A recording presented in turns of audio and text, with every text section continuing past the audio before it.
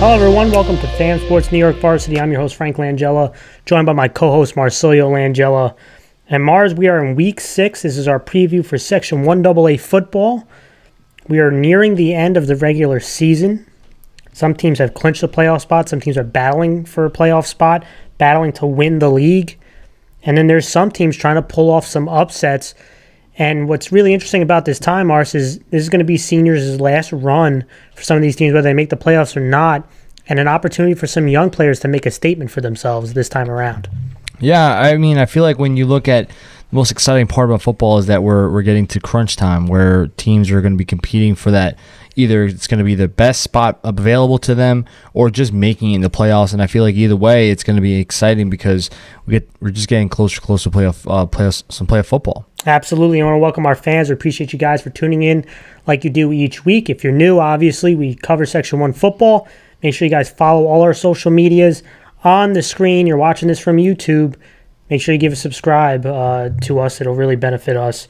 And again, you can get all our content on our website at fansportsny.com. Where again, you can get our content. If you all our links, our social medias, ways you can get in contact with us. You can also make donations to the show and appreciate any donations made to the show and merchandise. So what's going to happen, Mars? Like we do each week, we'll talk about the games on slate. We'll look at the league standings, talk about some of the teams that either clinch it or can clinch it, and then we'll go over some previews and then do our game picks. So let's dive right into it. On Friday, John Jay EF RCK 2-3 at RCK. He was 2-3. Big rivalry there. Big league matchup. Foxlane 4-1 at White Plains, who's 3-2. That is a league matchup. Mamaroneck 5-0 at Clarkstown South. Interesting matchup right there. Mamaroneck is 5-0. Clarkstown South 3-2. That is non-league. Portchester 1-4 at Spring Valley, who's 0-5. That is a non-league matchup. Suffern 4-1 at Carmel's 5-0. That is a big league matchup. New Rochelle 4-1 at Yonkers Force 1-4. That is a league matchup. Scarsdale 2-3 at Yonkers Brave, who's 0-5. That is a league matchup. Ossining 1-5 at Mount Vernon, who's 2-3. That is a non-league matchup. And to round it all off, North Rockland 3-2 at Arlington, who is 3-2. That is a league matchup as well. And when we look at the different leagues, Mars, again, there's 3 leagues. Those who haven't been following, in League A and C, the top 2 teams get into the playoffs. And in League B, the top 4 teams get into the playoffs. And when I look at League A, Mars, the first 2 teams have clinched their playoff spot, but we don't know who the league champ is. And right now, Mamaroneck is at first place. They're 5-0, 4-0 in league. They have clinched the playoff spot for that group. And at the number 2 spot, New Rochelle, who's 4-1, they're 3-0 in league play. They have also clinched a playoff spot, but we don't know. Are they going to be the first seed or the second seed out of that league? So that they're still trying to decide that. Number 3 is Scarsdale, who's 2-3. Mount Vernon at 4. Who's 2-3 as well, 2-2 in league play. Yonkers Force, who's 1-4, they're 1-3 in league play, and Yonkers Brave is 0-5, and they're 0-4 in league play. And when you look at League B, Mars, this is kind of the juggernaut league. It's the top 4 teams make it in. 2 teams are going to be left out, and there's a lot of interesting matchup on this one. Carmel's at the top at 5-0. They are 3-0 in league play. A win clinches the league for them in this upcoming game. We'll talk about that game. But a win clinches the league for Carmel. Suffern is 4-1. They're 3-1. A win clinches a playoff spot for them. Clarkstown South is in the 3rd spot. They're 3-2, 3-1 in league play. So technically they are tied with Suffern because of the league play. Again, league play is what dictates the league at this point, not overall record. And then 4th spot, the 4th and 5th spot are tied between North Rockland and Arlington, and they're playing each other. So that 4th spot is a big spot right there. That's going to be able to sneak into the playoffs. And then the 6th spot is Spring Valley, young football team. They've been eliminated from playoff contention. Then we go to League C, Mars. Foxlane is at the top spot. They're 4-1, 3-0 in league play. White Plains is 3-2. They're 3-0 in league play. And then at the 3rd spot, John Jay EF RCK, they're 2-3, 2-1 in league play. RCK at 4, 2-3, and 1-2 in league play, followed up by Ossining, who is 1-5, and they're 1-3 in league play, and Portchester, who is 1-4 and 0-4 in league play. And obviously, there are some big games in that one as well, and we'll talk about that in some of those matchups. But let's go into them, and we'll stay with the League C matchup, Mars. And the first one I want to talk about, John Jay EF RCK, 2-3 at RCK, who is also 2-3. Big League C matchup. Big-time rivalry between these 2 clubs. This is going to be real interesting one. John Jay's Fishkill, historically, since 2004, they are 11-4 versus RCK, and they have won 5 straight. Last time they played them was in 2019 when they won. The last time they lost to RCK was back in 2013. So it's been a few years since RCK's got up on this rivalry. But these are two teams trying to rebound. John Jay's Fishkill lost at Foxlane. RCK lost at Mamaroneck. And starting with John Jay, I mean, they need a win, Mars. They need a win, and quite frankly, they need a little bit of help. They need a win, and they need a Foxlane win. But a win keeps them alive no matter what. So that's what you got to do. You got to take care of business. A win will keep them alive. And on the offensive side of the ball, last week I didn't see much of quarterback Vanderhoff, and I'm wondering, is he going to be back? What is his health status? Because him not playing does change the offense. And I thought number 9, Brady Feliciano, stepped in last week, and he played a pretty good game. I mean, he had a touchdown pass, a lot of quick throws, a lot of rollouts. They even tried to attack downfield, and I thought he stepped up and made plays for them. And if he's in, it is going to make you're going to shrink down the playbook some. But I think that way that they attacked Foxlane, as long as they can be a little bit more consistent, will help them. Now, you're up against a defense that has given up some big plays, and John Jay has some playmakers. Wide receiver Mason Payton, obviously, he made some nice catches. Wide receiver Martin Martini. Those are guys that can make plays in open field, so getting that ball out quickly, attacking downfield on some of those rollouts, I think seems to be a nice recipe if that's the way they're going to go. But what will also help is running the ball. Now, it won't be easy running inside the tackle, but I do think they can find success running to the outside. And so I'm interested to see how this offensive line plays and how they attack this Foxlane defense. And defensively, Mars, the defense has had some struggles. I mean, again, there's a lot of young players. They're 10th out of 18 teams in points allowed. They're playing against a tough rushing team with a power running football, right? So, to me, they got to be able to stop the run. And so, last week versus Foxlane, it was the pass that bothered them. This week is going to be the power run against RCK. And the defensive line and linebackers are going to have to be big. And I'm looking at defensive end Martin Martini. I'm looking at number 2, their linebacker, Finn Vanderstuff. And then Feliciano, who had an INT last week, Crouch. These guys are going to have to play big. They're going to have to attack the line of scrimmage. They're going to have to play big boy football against this power running team and against an offensive line that has been getting better. So, that's on the John Jay side. On the RCK side, they have been eliminated from the playoff chase, Mars, but they have a chance to spoil a rival and get back against the rivals and get a big victory and prevent them from getting into the playoffs for John Jay. And offensively, this is an offense that has really started to find its identity. They're tied for 7 out of 18 teams in points scored. They've hit 20-plus in 3 straight. And it starts with that power running game. And to me, look at the offensive line and Nunez. They're stepping, him leading the way. They really stepped up.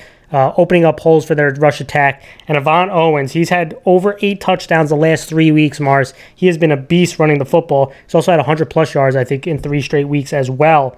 To me, the question is going to be this pass attack. I mentioned Foxlane was able to hit some big pass plays against John Jay last week. Can this passing offense make those type of plays? And I look at quarterback Sean Camacho is a guy who can use his legs. He can make plays with his legs. He hits some short patterns, but can he hit some of those big deep ones and be smart with the football? Is something I'm looking at. And can they get on the edge? I mean, this is a guy who he can scramble. He can really hurt you. He's an explosive football player. I would imagine they're going to try to get him out on the edge. And then I look at defensively. I was talking about it before, Morris. This is the 16th ranked defense out of 18 in points allowed. 4 out of the 5 games allowed 29-plus points. They need to prevent those big plays. I mean, they have given up way too many big ones. Sometimes it's the running game. Sometimes it's the passing game. You might be going up against a inexperienced quarterback and might not be the starting quarterback from John Jay. So they have to prevent those big plays, and it would start by stopping the run, getting them in second, third, and long. Mars, what do you want to talk about on this one? Yeah, when you look at this situation, the fact that RCK has been eliminated does not mean that they aren't going to be pushing to really ruin John Jay's hopes at a playoff spot. And John Jay, the pressure is all on them. Yep. And I feel like the pressure, in my opinion, is going to be about this offensive line because, when you look at it, whether or not the quarterback is going to be coming back, he's still questionable. You don't know whether he'll be starting or not. The bottom line is that the offensive line has to establish some sort of a consistency. And I think whether or not that John Jay does just a quick passing game and try to hit the outside run it's going to be up to the offensive line that really sets the stage for this offense. And if they can do that, then that means that this offense will be dynamic no matter who's at quarterback for this game. Defensively, it's going to be about stopping the power football, right? Yeah. I think that when RCK shows up, they're looking to try to just run you over. And if John Jay can stop that, it really slows down really what RCK wants to do. Yeah. So I feel like it's going to be a big game for the front. And if they can hold the line, then I think defensively they'll be doing what they need to do. For RCK, try to be able to establish a pass, right? And not saying that you need to be Air Coryell, but to be smart with your decision making on the pass, open up the playbook a little bit more. And if you can establish passes and have your running game be consistent, it makes now John G. Fishkill to be on their heels, right? They don't know what you're going to attack them with. And like you said, Foxlane was able to do that against them. And I think that's going to be the most important thing RCK needs to do on the offensive end. Defensively, I mean, you have one of the lower rated defenses, right, based on stats, and I think that if you can establish some sort of a rush defense, at least forces John J. Fishkill to have their more inexperienced quarterback make big plays, and that will bode in your favor, especially if it's a more inexperienced guy that hasn't been consistently there. Yep. So for RCK, it's really just about, can you stop the run and force really the quarterback to make these tough decisions, right? And a guy to keep in mind, John Capo of RCK, the safety and tight end. He's a guy who can make big plays for RCK, and he's going to need to for this defense that has struggled overall. Let's go to another game, Mars. Another big league matchup. North Rockland 3-2 at Arlington, who's 3-2. Loser is eliminated from the playoff spot. Both are in that final fourth spot in the B League. So this is a colossal game, Mars. Arlington, since 2004, is 7-4 versus North Rockland. They have won 6 straight versus North Rockland. Last week, North Rockland had a W versus Ossining. Arlington with a win versus White Plains. But let's start with North Rockland. They have won 3 straight. They are 2-0 on the road. And offensively, it starts with the rush attack that continues to get better. They have scored 28-plus points in 2 games straight. They like to spread you out. They like to run some no-huddle. But the run game with Frazier, who has been a beast, is the key identity of this offense. And this offensive line has really stepped up, led by guys like Vargas. They'll attack you up the gut, but I think that's going to be a little bit difficult this week with the size up the middle and the linebackers for Arlington. But I do think that they can attack off tackle and out on the edge and make those runs with Frazier. And I'm looking at some quarterback runs with Patterson. I think the quarterback could have a big game in this one. This is going to be a big moment for him. Arlington, is going to be bailing out to stop Frazier. But those rollouts, those play action, the quick game to the outside, I think they can find some success getting the ball to guys like Becker and Farrar and Rosado, who had a touchdown last week. I think these guys are going to have an opportunity to make some plays because of that threat of the run game, and they're going to need to. Defensively, Mars, this is a defense that has been pretty strong all season.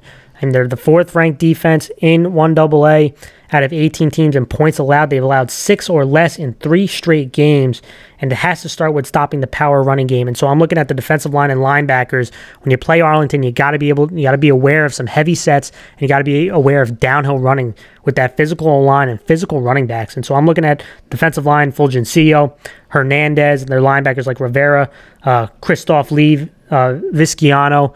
These guys are going to have to come up big for this North Rockland defense, who has been pretty sound, but they're going to have to play big in this one against a big, physical, downhill running football team. When I look at Arlington, Mars, they have won 2 straight. They're 2-1 at home.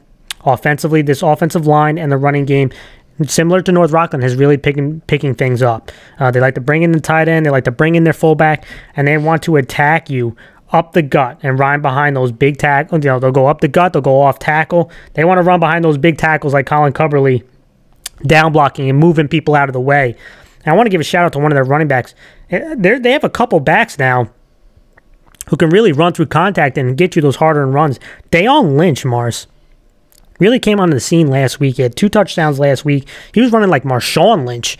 I mean, that guy, he was really pounding the rock. Then they have Aiden Chaffee, who has been there. He's been a pretty steady guy all year for them. He had a rushing touchdown. But one guy I really like, and I mentioned him before, their fullback and linebacker, Brad Nieves. I think he's a really versatile fullback. He's a guy who can lead block for you. He can run the ball. He had a rushing touchdown last week. And he can come out of the backfield and make some plays. So those are some guys behind that offensive line that really have been getting better. But I'm looking at, again, at the quarterback spot. And their young quarterback, Resigno, As a young player, there's going to be ups and downs, right? And so some games that they've been down, some games he's looked really good. And I want to see how he continues to get better in a huge game at home with a lot of playoff implications. So I'm looking to see their quarterback. Can they make some plays in the passing game? Defensively, Mars, the number one priority has got to be stopping Frazier in this rush attack. I think they're going to try to come out and spread the defense out and try to attack off tackle and out on the edge. So these linebackers, these edge defenders, they got to make sure they get good angles. They got to tackle in space. And this secondary, I believe, is going to be tested. So I'm interested to see how this pass defense holds up, Mars. What do you want to talk about on this one? Yeah, I mean, this is when you look at the previous game that we mentioned with John G.'s Fishkill and RCK being a rivalry game, and you have North Rockland and Arlington being even a game where it's everything's on the line, right? I think that you're talking about these intense situations, and this is what football is all about, where you have these two very closely matched teams, and you have to really see who has the better strategy and who has really the more momentum coming into this game. When you look at North Rockland, they're impressive, especially with the way the offense has been able to move the ball in all different types of ways, but the fact that their rush offense has been pretty awesome. I mean, I feel like when you look at what they're trying to do or what they're going to be planning on doing, try to hit you on the off-tackle runs and maybe just try to spread you out so they can try to win those matchups that they have with their skill players against your linebackers or your D-line. And I think that this offense can be really deadly if you look at really the play of the quarterback, right? I think that you're going to get those runs. I mean, I feel like your skill players are good enough that you can consistently do that. The question is going to be whether or not the quarterback can add on to that, whether you do a play action or you do quarterback runs itself. I think that will expand the playbook even more. And defensively, they have been consistent. Right? They're the fourth ranked based in points allowed, which is obviously kind of a mirror back to what North Rockland used to always be. Was really a hard-nosed football team defensively, and it's kind of like a mirror back when we used to play, what they were like back then. And the most important thing they need to do is really stop what Arlington wants to do, which is that power run downhill type of offense. And I feel like if the front can stay strong, then it's really going to make a hard day for Arlington to be able to do just their offensive scheme that they've been able to accomplish this whole season. And when you look at Arlington, I feel like I said, they're trying to run downhill. And I feel like when you look at that, one of the most impressive things about them is going to be like Brad Nieves, right? I think he's a guy that you definitely have to key in on from a defensive point of view, as he's going to be a guy that they'll be targeting all day long. But he's a fullback. He can lead block. He can run. They run him out of the backfield to catch passes. Yeah, I love that as a fullback. Yeah, exactly. And I feel like it's not even just him, but they have a lot of skill guys that can contribute. But the question is going to be about Rosigno, right? Yes. How is he going to play in this game? He's going to be efficient, and we really have to see. That will be, I think, the X factor. And obviously the offensive line for sure, but I feel like the quarterback play is going to be really important. And defensively, I mean, stopping Frazier is going to be your key priority, right? Yeah. And I feel like that's going to be that's obvious. So it's really going to be interesting to see who gets the advantage. I feel like when you look at this game, Arlington at home is always a tough thing to play, right? Yeah. That's always going to be hard to do. So that should be an interesting game. Let's go to another game, non-league game, but really intriguing one, Mars. Mamaroneck 5-0 at Clarkstown South, who's 3-2. Since 2004, Clarkstown South is 5-3 versus Mamaroneck. Last time they played was 2015, so it has been 6 years now. But last week, Mamaroneck got that big victory versus RCK. Clarkstown South lost versus Carmel. And Mamaroneck, let's start with them, Mars. They're 5-0 for the first time in over 17 years. The players deserve a boatload of credit. The program deserves a boatload of credit. Coach Vitti probably in the running for Coach of the Year in 1AA. But let's start with offensively. This is the number one offense in 1AA. Mars, and it's they come out in the spread. They have a balanced attack, and I have to start with their quarterback Jason Cox, who last week made some big time plays. He was 8 for 12, 191 yards, 3 touchdowns. He's not a big guy, but he is composed, and he can hurt you throwing the ball and running it. And those quick passes, those rollouts, he is really dangerous. Those quarterback zone reads, power reads. But some of his skill guys have really stepped up, and one in particular, wide receiver Nick Obregon. Last week, 5 catches, 120 yards. He was a big play guy and a real reliable guy at big moments. And I got to give a lot of credit to their running back, Hamilton. I mean, that guy runs hard. He's not a very big guy either, but he runs through contact. He has good balance. And Sandrum is another guy who can offset Hamilton, more of a slasher. But Hamilton last week had a rushing touchdown, and this guy has been a steady force and not talked about enough at the running back spot. But again, you can't have a balanced attack, Mars, without that offensive line, right? And so they have been steady. They've allowed their playmakers to make plays, and so they deserve also a lot of credit. But they're going up against a front seven that won't be easy to move. And so pass protection is going to be really important. I think Clarkstown South is going to try to come after the quarterback. They don't want to give him time because he'll pick you apart if you do. And so I think, you're going to get a real angry Clarkstown South team, and it's going to be real reliant on this offensive line. Defensively, though, Mars, this has not been a bad defense either. They're 4th ranked in 1AA. They held up well for the most part. They did give up some big running plays, so something definitely to keep an eye on. But they caused some pressure, and they're going to have to do that again. They're going to have, they're going up against a Clarkstown South offense that has playmakers on the outside and a quarterback and pass attack that has been getting better. So getting pressure is going to be really important. And hopefully they tackle better than they did last week, because there was at times in the fourth quarter they really did play well. There were times that they couldn't really tackle, and they were getting pushed around a little bit in the power running game. So I'm interested to see if Clarkstown South attacks that. Going to Clarkstown South, Mars, how did they respond to last week? The last time they lost the game, they responded pretty damn well. Offensively, it was a struggle. They had 69 yards total. But again, there's not a lot of defenses like Carmel, so I'm interested to see how this offensive line especially responds.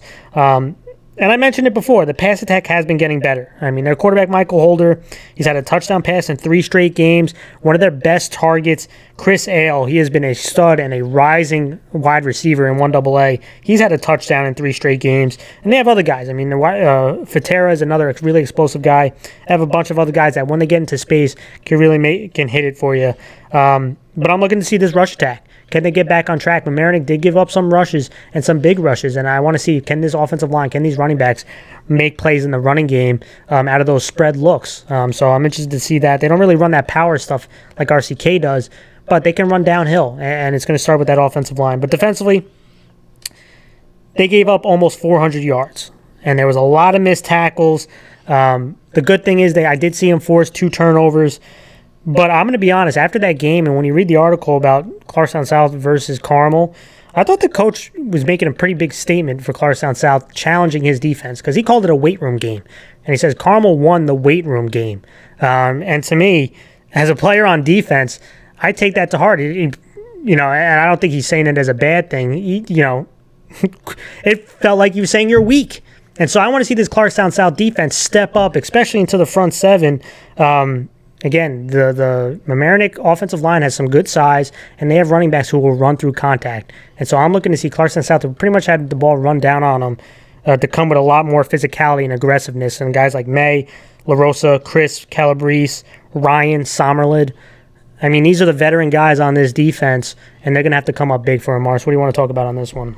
Yeah, I mean, I feel like when you look at this game, even though I know it's not a league game, it does kind of set the momentum, I think, for either team. I mean, when you're looking at Mamaroneck, they're just rolling. I mean, offensively, they're number 1 ranked, right? I think that is very impressive for a team that both me and you didn't really say that we're going to be a top-ranked offense. Right? Yeah. That was one of the we both made. We were still debating on who would be the second team, and now they're ranked number 1, right? I think that's impressive for them. And I think that when you look at their offense, it's very dynamic. There's a lot of passing that goes on. There's a lot of running that goes on. It kind of keeps a lot of defenses, and I say this before, this phrase is on their heels. They just don't know what's coming next. And I think it has a lot to do with the offensive line being very consistent. Now, granted, the skill players from Mamaroneck have been impressive. I feel like they have a lot of guys that can make big plays, but the offensive line is played consistent enough where it gives the skill guys those one-on-one matchups, and those guys win them. I think that's kind of the important thing. So they have to continue doing so. Be a balanced attack out of the spread and just keep this ball going, right? The offensive line is going to be the most important thing here. Defensively, they are no slouch at all, right? I feel like they have been, pretty consistent, 4th ranked, as we kind of mentioned. And I think that one of the biggest things is going to be about getting the pressure, right? Forcing young quarterbacks or just quarterbacks, anyone, to be under some pressure, right? Get them making a mistake. And I think that when you look at Clarkstown South, they got put through the ringer. I mean, they got put through the the shredder, right? With Carmel being the top team in AA, and it's hard for any team. I mean, let's be real. Like New Rochelle got shut out and got scored. Was it 4 touchdowns on? Yep. it's any team right now is struggling against Carmel. But the most important thing, and I would say this even to my guys, the guys I coach, is that how do you react to that, yes. right? I think that's going to be the biggest thing is about this team, right? They reacted pretty good after the first loss. Yeah, it's about now measure. That's how you get measured as a player. How do you react to the big losses, right? Do you kind of let it fester, or do you just say, all right, I have to learn from it and move on? And South needs to do that in spades because Carmel was a very good team. Now, not saying Mamaroneck isn't to that high level, but this is going to be a test now. It's going to say, are you good enough to compete in this league? Because Mamaroneck is the number 1 ranked team in their division. So the question is, South, can you pull everything back together and bounce back? And I think you have the ability to do so with a lot of your skilled players, and your defense really just needs to bounce back after a weight room loss, if they want to quote the coach here. So I think that it's going to be interesting to see how South rebounds here. Let's go to another huge league matchup, Mars. Foxlane 4-1 at White Plains, who's 3-2, and Foxlane with a victory, Mars, can clinch the league. Right, so who would have thought that before the season? And a White Plains victory will put them in first place with 1 week to go. So another huge game for both teams. These teams have only played once since 2004. Foxlane won that matchup back in 2015. And last week, Foxlane had that big victory versus John Jay. White Plains lost at Arlington. But let's start with Foxlane, Mars. They're 3-0. They've won 3 straight, they're 2-0 on the road. I think coach has done a tremendous job. Coach Giuliano, he is another guy who's in the running for Coach of the Year in 1AA with the job he's done at Foxlane this first season. And offensively, Mars, last week, the passing attack is what helped spark that victory. And we talked about this a few times with Foxlane. They like to run a dual quarterback system, but quarterback Eric Miller took a big hit in that game and had to come out. And I thought Jack Travis, who came in, really stepped up and made big-time plays. He had 2 passing touchdowns, a big-time pass in a crunch moment to seal the game. So he made some big-time plays. He's a guy who can hurt you with both his arm and his legs. Don't know the status of how the quarterback, are they going to run the dual quarterback again this week based on how Eric Miller's feeling? So I don't know that, but if Jack Travis has to step in, I would feel pretty comfortable at Foxlane. This guy made some really clutch throws, and he's going to need to again this time around. But how about their wide receiver, Logan Madsen, Mars? He is a stud receiver. This guy, one of the best receivers in the class. He had 2 receiving touchdowns last week. This is a guy who's a good route runner. You can line him up on the outside. You can line him up in the slot. They're going to have to give this guy the ball as much as possible because he is a game wrecker and can really hurt a defense. And it wasn't just him. I mean, they have other guys on the outside, Feingold, Silva. Those guys, again, making plays. Now, how they attack White Plains is going to be interesting to me. They got to play their game, but White Plains struggles against power-running football teams. So can Foxlane run downhill against this defense? I'm interested to see if they can. And guys like running back DeBono, can they run up the gut? Can they run off tackle? Some of those off-tackle runs on a heavy sets really hurt White Plains last week. Can Foxlane kind of duplicate that out of their scheme? I'm interested to see if they can do that. Defensively, Mars, this is a scrappy group. I mean, they're the 6th-ranked defense out of the 18 teams in points allowed. But this, they're going against probably the most explosive offense that they've seen so far this season, since Suffern. So this is probably the 2nd most explosive. But this pass attack, again, the pass attack last week was open. John Jay couldn't hit them against Foxlane. They can't let them get open like they did a few times last week, or White Plains, who has a good passing attack, is really going to hurt you. So to me, this is a scrappy bunch. They got to make sure they shore up some of those, pass coverages, whether it's in man or zone. And they got to get pressure on White Plains quarterback Biondi, because when you get pressure on him, and like most quarterbacks, that's when the mistakes come. That's when the inaccuracies come. So they definitely got to get pressure up front, and they're really going to test Foxlane's ability to tackle in space. So that's something that definitely want to keep an eye on. But let's go to White Plains. They're 2-1 at home. I feel really bad for Eli Pierre, Mars. He came back last week, played the first quarter. He took a big hit to the head, had to come out. I'm not sure his status either. I feel really bad for him because he is such a dynamic player who can't really catch a break at this point. So I'm hoping that he's back, because when he's there, he makes this offense even more dynamic with his ability to run and catch the football. But offensively, Mars, this is still the number 3 offense out of the 18 teams in points scored. The pass attack, I think, will have opportunities. They have weapons. Guys like Danny LaSalle, who had a touchdown last week. He was really good last week. Really, tall receiver that can glide down the field. And another guy, Logan Anthony, he had a receiving touchdown. But they also have another guy, Nick Speesta, who can line up in the slot, who can run the ball. They have some guys who can make plays for you. And so I look at quarterback Jay Biondi. He had 2 touchdowns last week. Has to be smart with the football. Right, don't make those reckless throws. Again, they're going to be there, right? Stay calm under the pressure. Don't let the pressure get to you, because this is a really talented kid who can also take off and run. I think he's going to have some opportunities this game. But I'm looking at the offensive line. Can they pass protect? Last week, they had a bit of a struggle pass protecting at times.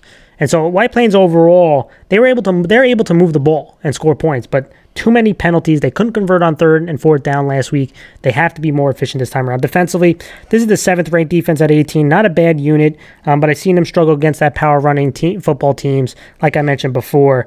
And against physical backs, they tend to struggle. Now, I don't think Foxlane has that same type of guy, so I'm not sure how they're going to attack them with the power running game, but they have to. I'm interested to see how they play Matson. He's one of the most dynamic receivers that they have. Do they bracket coverage to him? Do they try to send pressure to get the ball out of the quarterback's hands quickly? And they have to make sure that they keep Travis in the pocket. Mars, what do you want to talk about on this one? Yeah, this is another big game, and I feel like when you look at both these teams, it's the same type of scenario we've said previously. I feel like this week in general, you're seeing a lot of these games where it's a high pressure situation where Foxlane and both Foxlane and White Plains both need a win to really establish this momentum going forward. And when you look at Foxlane, I'll say that they've been very impressive. I think on the offensive side they've been very balanced, but I really think the most shining light on this offense is going to be Logan Matson, because of the fact that he was just straight up dominant in his games, and last game specifically, but just this season in general he's been very dominant. I think that when you look at this, it really just opens up the pass, right? It opens up a lot of the capabilities that this offense has in general, and I really like the way the offensive line has been playing. And I think the biggest thing that they need to try to do is establish a run, really create this downhill running scheme so that they can now open up the pass, which allows them to get their playmakers in space, allow them to make a big play. Defensively, it's the same type of deal. They've been very consistent. They've been very solid. Like you already mentioned, 6th ranked in points allowed. And I think that it's going to be difficult for them because of the fact that when you look at their weakness per se is going to be their pass, right? Their pass defense. And White Plains, mentioning their probably their strength is their pass offense. So it's really going to be a question of who will play better on the front. Will it be White Plains offensive line stopping the pressure, or will Foxlane's defensive line create that pressure? And like you said, White Plains is missing out possibly on one of the best athletes, which is Eli Pierre, a guy who we've mentioned quite often. And you feel bad for him because he is definitely dying just to be on the field, and I think that he is a guy that everyone should be watching for.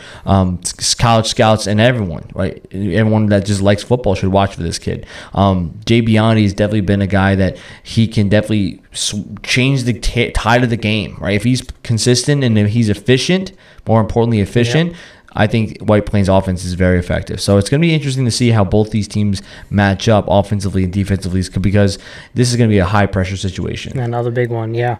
And let's go to the game of the week, Mars. And this one was a no-brainer. Suffern 4-1 at Carmel is 5-0. Big league game in League B.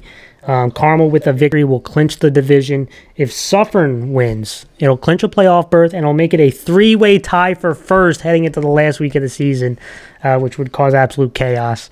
Well, let's just talk about historically, Carmel since 2004 is 7-1 versus Suffern. But that one loss, Mars, was in the spring when Suffern beat Carmel at Carmel 33-12. So really interesting game. Last week, Suffern won versus Spring Valley. Carmel won at Clarkstown South in really impressive fashion. But let's start with Suffern. I got to say, I've been extremely impressed by the program, the players, and the coaching the last 3 seasons. They have absolutely impressed me. They have beaten major programs in 1AA. Carmel, New Rochelle, North Rockland, Arlington. I mean, these guys, those are the big dogs in 1AA, and over the last couple seasons, Suffern has beaten them. Now, to be a prominent program in 1AA, you got to beat them continuously, right? You want to be the big dog. You got to beat those teams numerous times. So I'm interested to see how Suffern comes into this game against a very, very good Carmel team. Offensively, Mars, this is the 4th ranked offense out of 18. Offensively, they can be really dynamic and versatile, right? They can come out into the spread and they can run. They can pass out of the spread. They can bring in some heavy sets, multiple backs, cheater backs. And what I mean is running backs that line up right in the hole, right by the line of scrimmage. Suffern will bring that. They'll even do Wildcat. Right, so Suffern can bring in multiple looks, similar to, again, not the same scheme that Carmel runs, but similar as in there's multiple formations, and whatever seems to work, they'll use it. But to me, this offense is the spark plug is Samson Joseph, and this guy lines up at the running back spot, wide receiver, safety. They call him Black Lightning, and it's because he is one of the most explosive players in the class, and really in Section 1. He had 2 touchdowns last week, and I would imagine Suffern wants to get this guy the ball a bunch of times, right? And whether that's at the quarterback spot in Wildcat, whether it's in the backfield handing it off or throwing it to him, and at times using him as a decoy, because you know defenses are going to be bracketing towards him, which will give opportunities to others. And so I'm looking at quarterback Risco, who has been really solid for them, really efficient. But guys like Dylan Yang, Desir, Dorsley, these are going to leave opportunities for them running the ball and catching the ball, because defenses are going to tilt their way towards them. But I have to talk about the offensive line, Mars. Guys like Krebs and Ryan going up against that nasty defensive front in Carmel. If they're going to have any chance, those guys are going to have to at least have a stalemate with them. I don't know if you can win the night. If you win it, they can win. But it's going to be tough. But if they can hold up, they're going to have a chance. Defensively, Mars, this is the number 3 defense. They've had 3 shutouts this season, but they are playing the strongest and most physical rush attack yet. And so I'm looking at the defensive line and linebackers, Krebs, Yang, Desir, Dorsley. They got to stop Shields and this rush attack. It is not easy to do. No one has proven they can do it yet, but if you can at least slow it down, get them under 150 yards, because that's what Shields has been putting out each week. You got to get them you want them to get closer to 100 than a buck 80, because if you can keep them close to 100 and God forbid stop someone under 100, you have a real good chance in this game. But again, this is a physical group, and then obviously Dahl and these physical wide receivers. Carmel just has physicality everywhere. So again, it's how physical can you be? Can you match the physicality? Carmel is going to be big. And when I look at Carmel, Mars, I think they're the most dominant team in Section 1 at this point that I have watched. And so I'm interested to see Carmel. Offensively, this is the number 2 offense, and I keep harping this because it's really important to give kudos to them each time. The offensive line, the tight ends, the fullbacks, they have been so impressive leading this physical rush attack and really pass protection as well. They are the true engine that opens things up for this offense and allows them to be dynamic. And how about Shields, man? I mean, we know they had a stud back in Massey, right? And when he nursing a knee injury, Shields stepped up, and he has just been tremendous for them this year. I mean, last week, 142 yards, 4 touchdowns. He also had 48 yards receiving. He's just been sensational. And their quarterback, Dahl, he's a spark plug. He, to me, is the X factor of this team, because his guy could really hurt you with his legs, and the play action is deadly with him. And he's got those big targets, guys like Fiore, DeLeo, Fusco, and then they have a shifty guy in the slot in Trevor Kay. I mean, they have the weapons, right? It's trying to make them uncomfortable, and if you could just play your game and continue that balance, it's hard to beat a Carmel offense like this. Defensively, Mars, there's not much to say. This is the number 1 defense. They have playmakers at each level, but it all starts in the front, right? They have the most dominant front 7 in the class, and they got to ride that front 7 again this time around to stop a guy like Samson Joseph and get pressure in passing situations. I think they can. Mars, what do you want to talk about this before we go into the player to watch it matchup? Yeah, I mean, when you look at this matchup, it's just another one that has more implications about really momentum, right? This is a big momentum game, and obviously there's some playoff implications about ranking and everything. Yep. But when you look at this matchup, I always just hark back to the time when Suffern had defeated Carmel. I feel like that was kind of like Suffern's a way to kind of step into the frame, right? Yeah. And I feel like now Carmel is kind of doing the same thing where they're just beating up on all the teams they play against. And I'm wondering to see how does Carmel react to seeing Suffern again, and see how do they kind of get that revenge on them. And when you look at Suffern, I feel like they have. It's weird because they're very similar to Carmel in a lot of the ways in which they can be versatile. They can do a lot of different things, and they do it very well. And it all really rides on the offensive line and also the ability of Samson Joseph, right? I feel like when you have those two things melding in the right way, you can kind of run whatever offense you want, right? And I feel like Suffern has been able to do whatever they desire because of the fact that they just have all these skilled players that are very reliable, and the offensive line has just been able to be efficient, right? They've been moving people out of their way, creating those one-on-one matchups, which I think is going to be really important. But I just like the fact that Suffern has all of these skill guys that can just make big plays for you. Now, Samson Joseph is the dude, but the fact, and you mentioned this, when teams are keying in on him, it allows for more people to get an opportunity, and they're going to need to, because Carmel, you know, that number one defense, they're scheming against Joseph.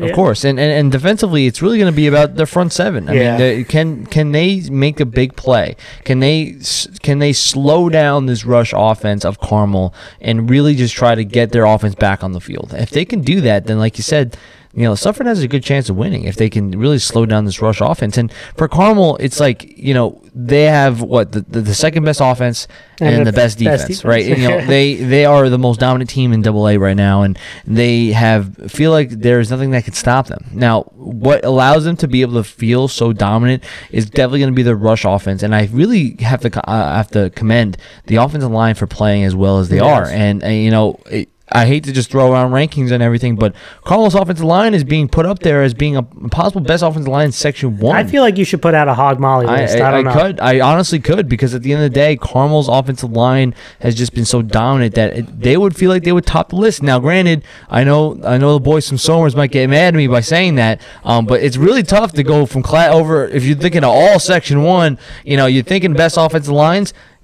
You always think about Somers because you know, Jake Polito has been really pushing that offensive line, but Carmel's offensive line has been dominant, right? They've just been moving everybody out of their way. So I feel like they might be the number one ranked offensive line, and not even just that. You have all these skilled players that, you know, have just been so impressive. I mean, you have Shields, you have Dahl, you have all these guys that could just make big plays. But like I keep saying, the offensive line, I feel like, is what allows this to happen. And defensively, they're just in your face. They have given you that feeling of you ain't getting a yard without feeling some pain that comes along with it. So I feel like that they have to continue doing that, and allows for them to kind of hold the time of possession here. All eyes have to be on Joseph, because he's that kind of player who can bust open a game if he gets into the open field. So I think Carmel's obviously they'll be looking in that direction.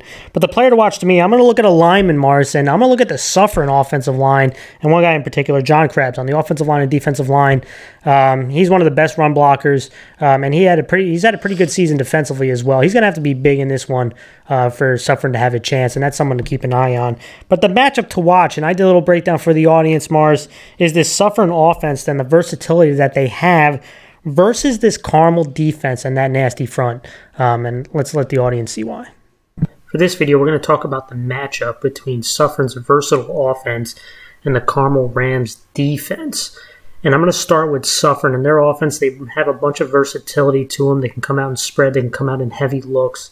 But it's all sparked by their spark-plug player, Samson Joseph, which you can find on the left right here. I'm going to go over a couple plays.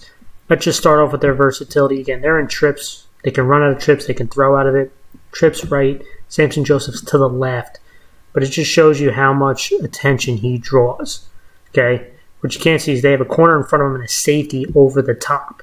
Right? Pulling two defenders on one. And if you look on the right, they have to match the trip. So they have three defenders to the right. And what does that do? Right? You got two here. You got three here.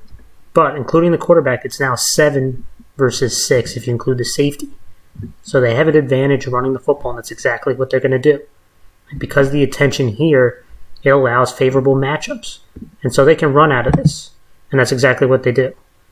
Right? They're going to run some power football. They're going to pull their guard, and the guard is one of the best run blockers right here. But watch the offensive line get movement. Watch the trap block. Boom. Look at that big shot right there. And then look at the powerful run at the end to finish this off. They can attack you multiple ways. It's a good job. They can also go into heavy sets. I mean, look at this. 2 tight ends. Look at all these linemen. Look at the back. They have 3 backs, 2 hanging out in the gaps, what we call cheater backs. And Samson Joseph's at quarterback. And they're just going to run a blast here. And although he's not a very big guy, he runs hard, he's shifty. But you're going to see look at the movement up front. And Grant, look at they send a stunt, they actually get penetration, but he is a talented back who can make people miss. Look at the movement right here. Look at that, they get about 7 yards.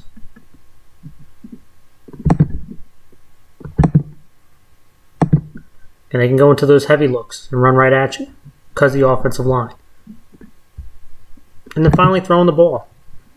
Trips to the right. Joseph was lined up on the left. He's actually motioning now 2 quads. We saw this formation earlier. And they're going to throw out of this. So they go into quads. I want you to focus in on these 2 routes. The number 3 receiver running a post. The inside guy, he's going to be motioning and running, at least attempting to run up the seam. Confuses the defense. Linebacker tries to get out there. But you can't cover Joseph with a linebacker. Right? And they're going to have to hit some of these plays versus Carmel, but look at this is where it starts, up front. Look at the pass protection. This is the kind of protection they need. Good depth by the quarterback, good base. He sees the one-on-one. If he even waited longer, Joseph was going to come open as well. But he sees it. Look at this throw. And look at his catch. Really nice throw and catch right there. And if he stayed up, it would have been an easy touchdown. But big play. And again, starts with that protection. One-on-one matchup. And they win that one-on-one matchup. This offense has versatility. Let's go to the defense now.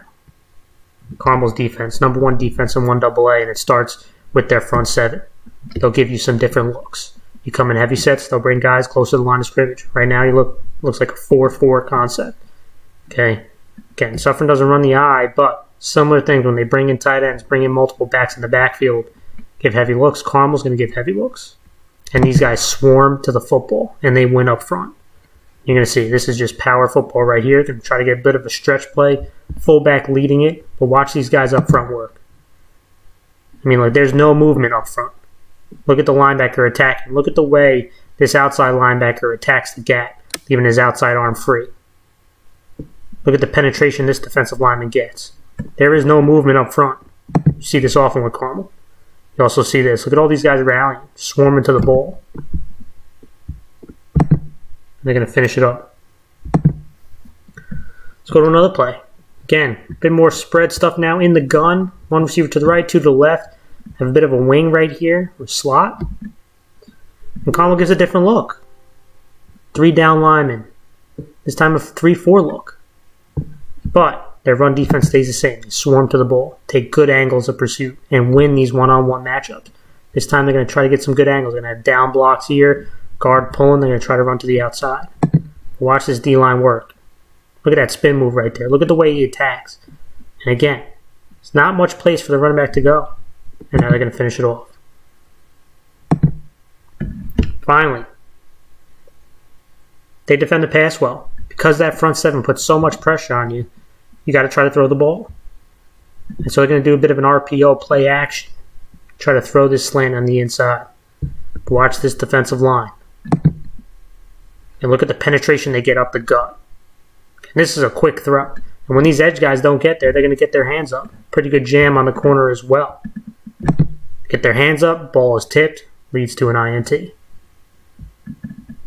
You have a versatile offense versus a relentless front and a defense that can make plays. It's going to be real interesting this weekend.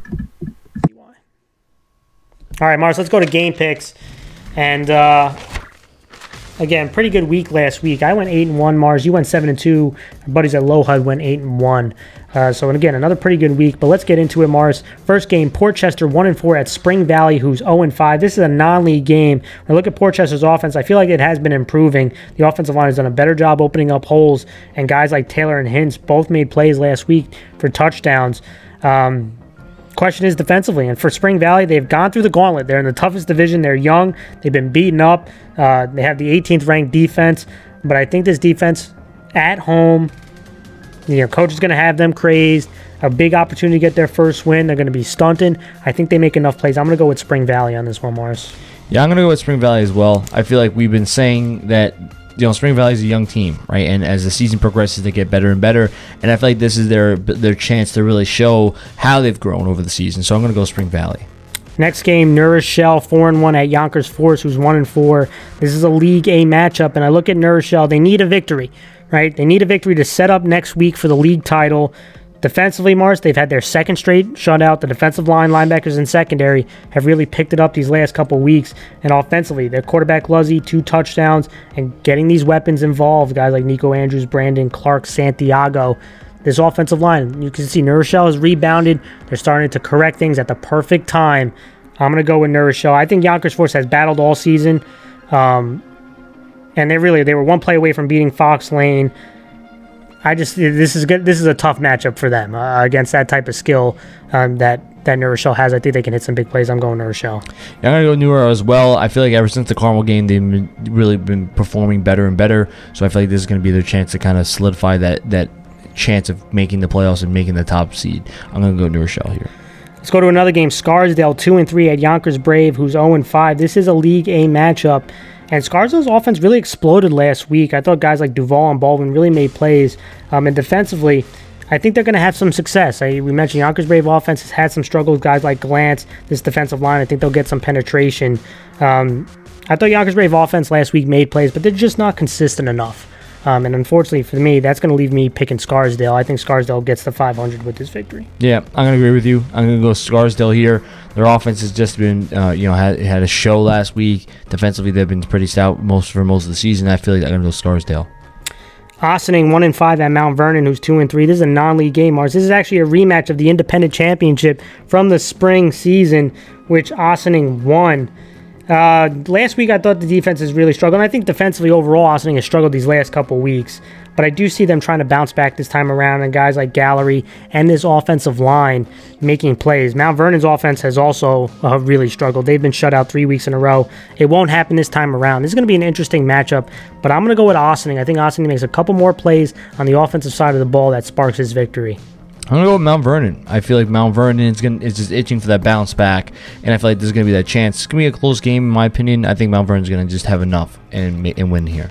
Let's talk about one of the big league games, Mars. John Jay East Fishkill 2-3 at RCK, who's 2-3. Big-time league matchup. John Jay East Fishkill needs to win this one, but the question I have is the quarterback health. I mean, I'm interested to see what they do at the quarterback spot. I thought Feliciano did a pretty good job coming in, but this is a young team on the road again, playing against the rival. The wide receivers are going to have to bounce back and make some big plays, and I'm interested to see how this defense handles the run. And when I look at RCK, that physical rush attack has been really strong. Can their defense make plays? This was a hard one for me to pick, but I'm actually going to go RCK. I think I'm going to go with the upset here. A guy like John Capo is going to make a couple plays. Nunez did a really good job of opening up holes along with the rest of that offensive line. I think they're going to have success running the ball. And I'm going to go with RCK at home to finally get a victory in this rivalry. Well, I'm going to go with John Jay East Fishkill. I think that this is the pressure's on, and I feel like they know the importance of this game. Not only is it a rivalry game, but it's just going to have just the amount of importance for playoff pictures. And I feel like John Jay is just going to try to kind of go back to their roots, try to use some power football. I think their front's is going to come out big in this game. I'm going to go John Jay East Fishkill. Another really big league game, Mars. North Rockland 3-2 at Arlington, who's 3-2. In that B league, that fourth spot is up for grabs. When I look at North Rockland offensively, they run the ball well. I think they'll have an opportunity to make some plays in the passing game. Defensively, they have been playing really solid, really physical, but they're going up against a big, tough front. In Arlington, the O-line and backs are physical. They have played a really high level the last couple games defensively. I'm a little nervous about the pass defense. I'm interested to see how they react. I'm going to go with North Rockland. I think North Rockland is a team not many people are talking about, has been playing better, especially defensively. I think this is a really close matchup. I love the way Arlington's been running the ball and the other offensive line has been playing. But I think North Rockland's going to make a couple plays in the passing game. That's going to be the big difference. I'm going North Rockland on the road. Yeah, I'm going to agree with you. North Rockland, I feel like their offense has just been more dynamic. They have more ability to make big plays, and I feel like they're going to just try to send the heat to stop Arlington from doing what they want to do. I'm going to go North Rockland. Let's go to a real interesting matchup here. Mamaroneck 5-0 at Clarkstown South, who's 3-2. Mamaroneck has been super impressive. They have a balanced attack offensively. That offensive line has been steady. Their running back Hamilton, Cox, has just been so good defensively. They really made some plays in that second half to help seal this game and give that offense the ball more, which kept producing points. At Clarkstown South, listen, this pass attack is getting better. I know last week was a real struggle, but this pass attack really is getting better, and how this offensive line is going to play is really interesting to me. Defensively, again, we talked about it. How do they respond after pretty much being called out? I think they respond well. Clarkstown South, last time they got their, last time they had a disappointing loss, they beat Suffern on the road. This time they are home. Mamaroneck 5-0.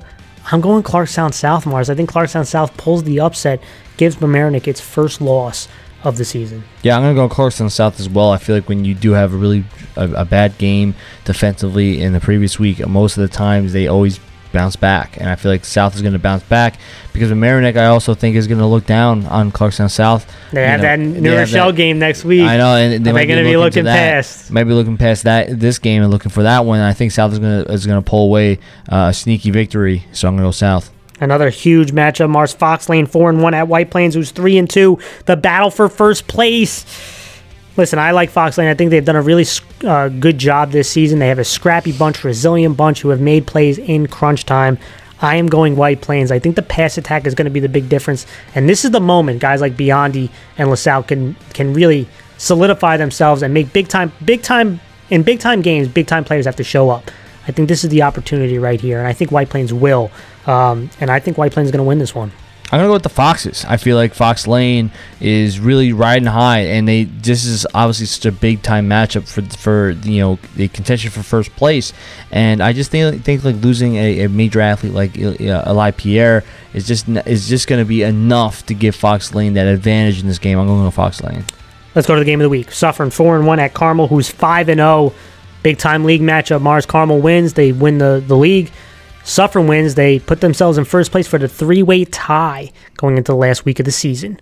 Who do you got and why? Well, when you look at this matchup, like I said earlier in the show, that I feel like when you look at Carmel's perspective, they're looking for revenge, and Carmel's kind of riding high. They've been kind of dominating most teams, and I feel like, and I said this last week against South, I thought Carmel was going to overlook South, and it was going to be a close game by halftime. I'll add that extension into Suffern, right? I'll add that again. I think Carmel's going to look at Suffern and be, we'll beat every team, and Suffern might catch them by surprise. And I think Suffern has a better chance of making it close because they have this offensive line that's been impressive. Samson Joseph is just a top-tier athlete. But I'm going to go Carmel because Carmel has more athletes, and I feel like the offensive line is the best offensive line in Section 1. And that's a very high praise, right? Yeah. And I think that they deserve that praise for everything they've done. So I think this offense is going to ride on how well the offensive line plays, and obviously Carmel's defense is going to be stout, and they're going to send the heat to try to go after Samson Joseph. I'm going to go Carmel. I had, in one of my reaction videos, for those that follow me on Instagram, I talked about Carmel's biggest threat. Someone asked the question, and I had Suffern, New Rochelle, South, and Mamaroneck as the top four. This is going to be a real interesting barometer for Suffern, right? If Suffern can keep it close or obviously pull the upset, that would be colossal for them. And again, I mentioned we've talked about it a bunch, so I won't go too deep into it. I am going to go with Carmel, and I just think Carmel might be a tier above everybody at this point. And that's why I said this game's going to be a real interesting barometer to see where everyone is. Carmel has passed two big tests, beat up on New Rochelle, beat up on South. And this Carmel team is focused and ready to go. I think they can beat anybody, and I think they are focused. I'm going to go with Carmel in this one.